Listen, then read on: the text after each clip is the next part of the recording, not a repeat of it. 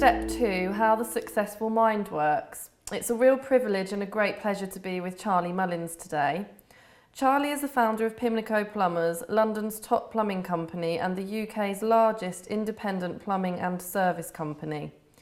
Charlie set up Pimlico Plumbers in the basement of an estate agency in Pimlico in 1979 and knew from the age of 9 that he wanted to be a plumber. He has appeared on several TV shows including Secret Millionaire, How the Other Half Live, Show Me the Money and Peter Jones Meets. Charlie employs over 200 people and has 160 vans on the road, 24 hours a day, and the company turns over in excess of £18 million a year.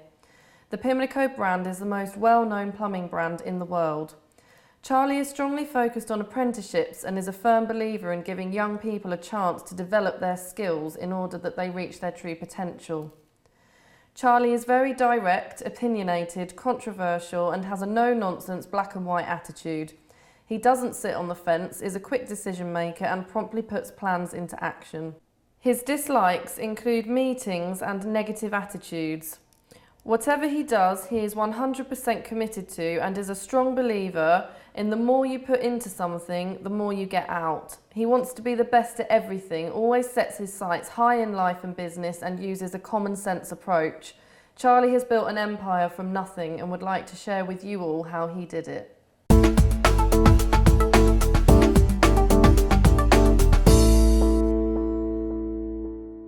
Hi Charlie, thanks for agreeing to do this interview with us today and for agreeing to be a mentor in our education programme. It's a pleasure to do it, and if we can help youngsters and encourage them into the workplace and they turn out successful, then it's a bonus for everyone. So looking back at the very beginning, how and why did you get into plumbing, and just tell us a bit about your background? Well, in the area I lived in, North London, Camden Town, there was a local plumber, and he was the only person that had a car, motorbike, money, went on holiday, had a nice house, and he was a plumber. And he said to me then, if I get into plumbing, I'll never be out of work and I'll earn loads of money. And he's right, you know what I mean? And I actually tell sort of youngsters that now, it was really, I think the seeds were sown then as a youngster, watching how sort of wealthy this person seemed to be. He was the only person that I knew had money. So how did you sort of seeing this guy doing plumbing turn into you actually setting up your own business and growing it to what it is now?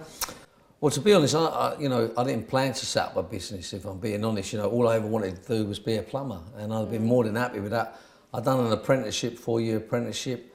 Then I was self-employed and started building up a customer base, and it's really, grown into where we are today. But it wasn't my intention to run a business. I was just, as I say, more than happy just to be a plumber.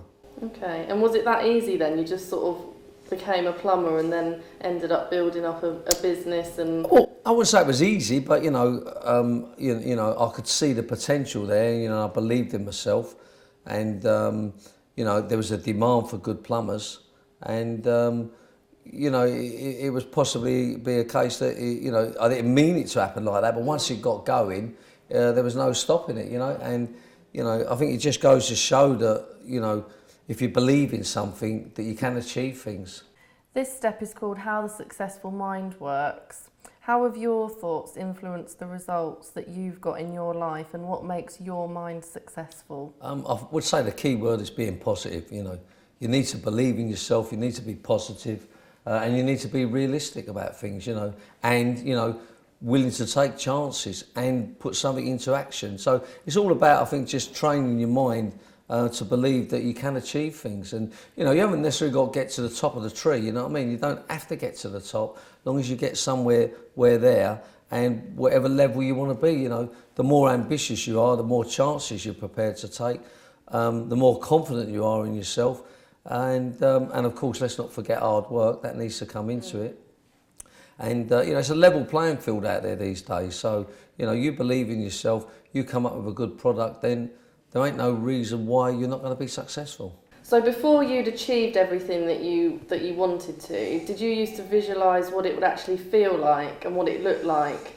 Yeah, very much so. I mean, I used to drive to work in a really rusty old dirty van in the 70s, And you know, I used to always say to anyone in the van with me, one day we'll be driving in a Rolls Royce or a Bentley, you know, and I could see that happening, and that was my plan, and you know, and that's what I do today. You know what I mean? I drive in a Bentley, and I visualise that, you know, all them years ago, because I just thought that would be the ultimate thing, a plumber in a Bentley. You know what I mean?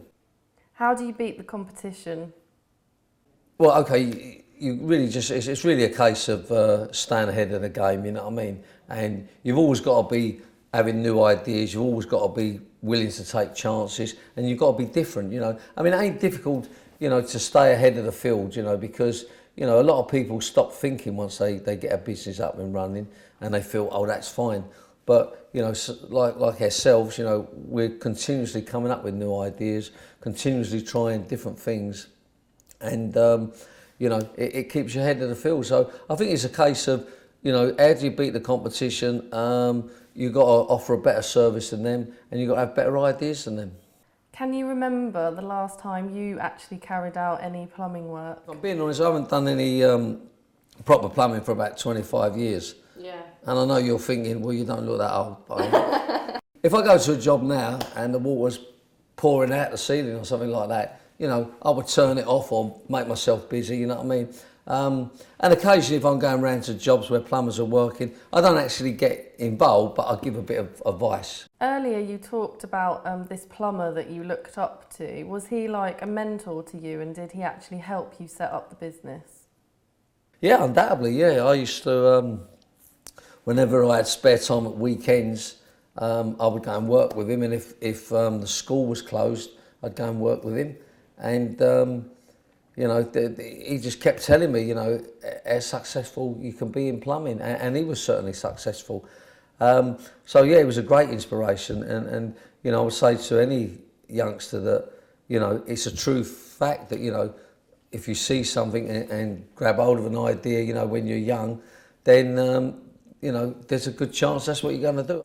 What's the most extravagant thing you've ever bought? 2 Bentleys. What's the biggest business risk you've ever taken?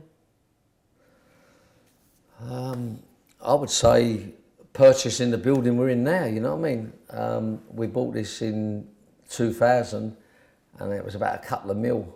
You know what I mean? And for plumbers to be buying something like that ain't the normal, you know what I mean? Yeah, and to be honest, once we bought this building, I mean, it's 30,000 square foot here, and it transformed us, I think, from, you know, a small plumbing company into, you know, London's largest independent plumbing company, and certainly the best, you know. So by buying the building, I think it was the biggest risk I ever took, but it was also the best risk I ever took, you know. And I don't know, well, just for argument's sake, we bought it for about 2 mil, and they tell me it's worth about 6 mil now, you know what I mean? Yeah, it's a very impressive building. Well, that's it, and the good thing is we can keep building floors on it. Yeah. So I don't think Pimlico Plumbers is going to outgrow this building, but you never know, you never know. Taking on staff must be a challenge. How do you find the right people? And just talk us through your strict rules on staff appearance. You're right, I would say in business, the hardest thing is staff, you know, who's working with you, who you employ. I used to do the interviews at one time years ago, and you know, when we was a lot smaller, but now we have a 3 or 4 people in their recruitment team, and you know, that's what they do. They're experts at what they do, and they check people out, and everybody knows do's and don'ts before they come here, like no earrings, no tattoos, facial ones, no like scars down their boat race, no dodgy haircuts, you know. And you know, for us, you need to be very presentable. You know, we're working in customers' houses, and you know, they want tidy people, and you normally find tidy people, tidy job. You know, so recruitment today is a lot simpler because, you know, we're an established company and people know what we're looking for, and we just get the best people apply, which is wonderful. Do you have any plans or goals for the future, and do you think you'll ever retire? I don't know why I'm thinking. I don't need to think. No, I mean, I shall leave it in my box, won't I? That's for sure. I mean, it's very much a family business now. My plans for the future are to take on more of the work in London. We want more of the market share in London. People keep saying about going out of London. We don't need to go out of London. I mean, London's a big place, loads of work here. So I want to get more of the market share in London. I'd like to get a few more of my family working for us. I've got 2 grandsons who are apprentices now. I'd like to build an apprentice academy on the roof, you know, That'd be good. for youngsters, and just keep expanding for Pimlico Plumbers, yeah. Some people think millionaires are lucky. What do you think of that? That's complete rubbish, you know. I mean, people always say, you know, this is what I find, you know, the harder I work, the luckier I get, you know what I mean? Luck doesn't come into it, you know. It's called hard work. That's what gets you a millionaire, not luck. And now my final question. What would be the most important piece of advice that you could give a young person wanting to succeed in life today? There's many things you could say to a youngster, and different people, different advice, but they ain't going to achieve anything in life without hard work. So I'm going to add that as a #1 tip, hard work. Okay. Anything else? Yeah, I mean, the other things are obviously they've got to believe in themselves, they've got to take chances, they've got to be confident, and they've got to be prepared to, you know, if they get knocked down, which they will do, you get plenty of knockbacks in business, you know, they need to get up and get back in the saddle, you know. It's sort of a, you know, it's like myself, you know, many times we was going to go bust and it wasn't working out, but, you know, as long as you can keep getting up off the floor and you've got fight in you, it can happen. And you have to be realistic about things, you know what I mean? But as I say, hard work, believing in yourself, taking chances, and being ambitious, you know, you really got to... I personally don't think businesses are so difficult today as what people try and make out, do you know what I mean? The other one thing I would say to anybody, and I think this is another great bit of advice, I'm being honest, whatever you're doing, whether you're selling something, whether you're making something, whether you're providing a service, it's always important that you offer quality and value for money, you know.